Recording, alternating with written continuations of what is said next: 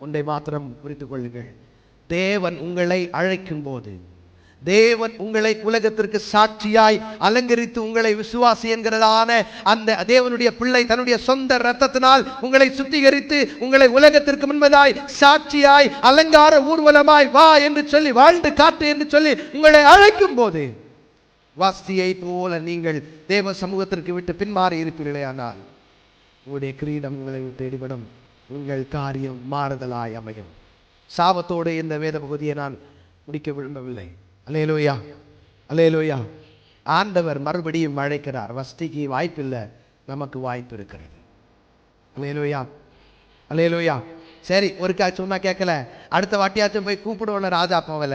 ஆனா இந்த ராஜா, சாலேமின் ராஜா, மகிமையின் ராஜா, ராஜசிங்காசனத்தில் உட்கார்ந்து இருக்கிறதான நம்முடைய மகத்துவமான ராஜா மறுபடியும்